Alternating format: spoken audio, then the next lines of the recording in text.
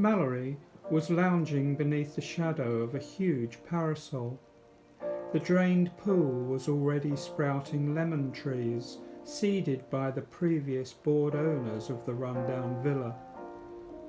The broken tiles around the pool still shone a dazzling blue and white, as if remembering the crystal waters of its past life. Marilyn, sitting beside him, had ignited an electric cigarette and was sipping Dom Perignon, the last of their stolen cash.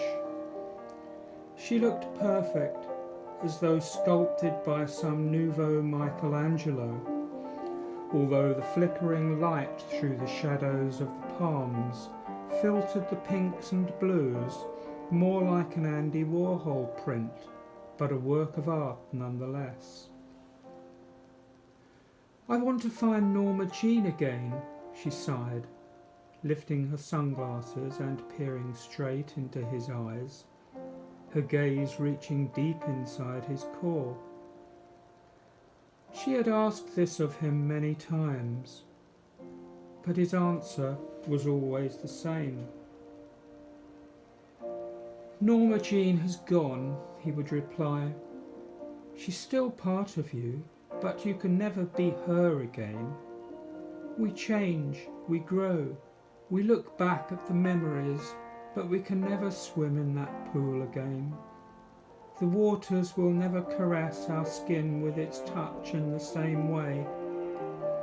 But if you close your eyes and reach into the depths, you might find the cool blueness still there, opening its arms." "You once said, 'Actors are not machines.' But Marilyn, you have been transformed and become truly eternal. You can now play a serious role in the biggest reality show of all. In a sense, you are fulfilling your wildest dreams."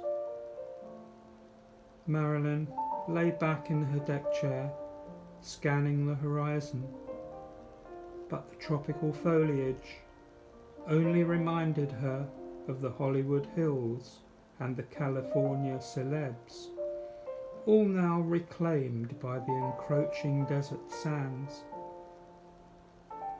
Her eyelids were heavy with sadness and isolation.